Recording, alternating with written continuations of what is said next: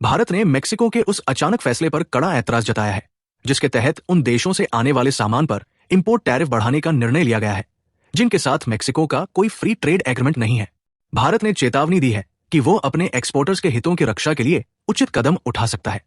हालांकि साथ साथ इस फैसले को वापस लेने के लिए कूटनीतिक प्रयास भी जारी रखेगा।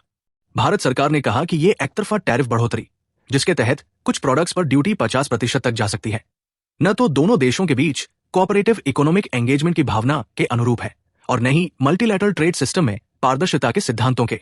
हालांकि हम समझते हैं कि मेक्सिको सरकार के इस कदम की मंशा सीधे तौर पर भारत से जुड़ी नहीं है, लेकिन भारत का मानना है कि बिना पूर्व परामर्श के एमएफएन टैरिफ में एकतरफा बढ़ोतरी हमारे सहयोगात्मक आर्थिक रिश्तों की भावना के अनुरूप नहीं है।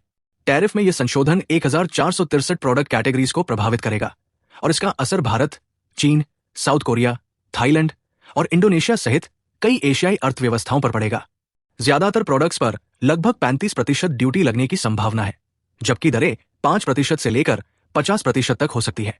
मेक्सिको के मिनिस्ट्री ऑफ इकोनॉमी ने 3 दिसंबर 2025 को इस टैरिफ प्रस्ताव को अप्रत्याशित रूप से दोबारा पेश कर दिया, जिससे विधायी प्रक्रिया तेज हो गई। इससे पहले प्रभावित ट्रेड पार्टनर्स और मेक्सिको के इंडस्ट्री ग्रुप्स की आपत्तियों के बाद इसे अगस्त 2026 तक टाल दिया गया था। मेक्सिको सरकार ने लोकल प्रोडक्शन को सपोर्ट करने और ट्रेड इम्बैलेंस कम करने को इसका मुख्य कारण बताया है।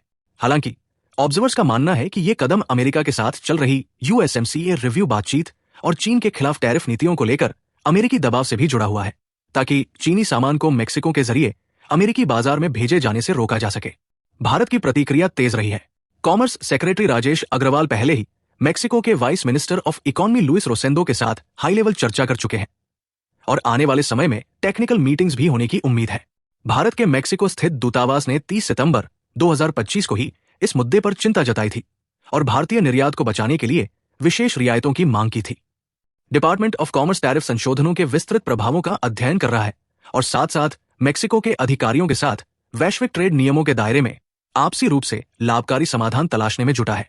सूत्र के मुताबिक भारतीय निर्यात पर वास्तविक असर इस बात पर निर्भर करेगा कि मैक्सिकन सप्लाई चेन में भारतीय सामान कितने महत्वपूर्ण है और क्या भारतीय कंपनियां छूट हासिल कर पाती है या टैरिफ का बोझ मैक्सिकन उपभोक्ताओं पर डाल पाती है।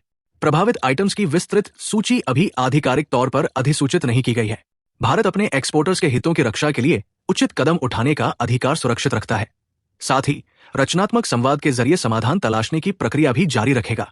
विवाद के बावजूद भारत ने जोर देकर कहा कि वो मेक्सिको के साथ अपनी पार्टनरशिप को महत्व देता है और दोनों देशों के बिजनेस और कंज्यूमर्स के लिए एक स्थिर और संतुलित ट्रेड एनवायरनमेंट बनाने की दिशा में मिलकर काम करने के लिए प्रतिबद्ध है।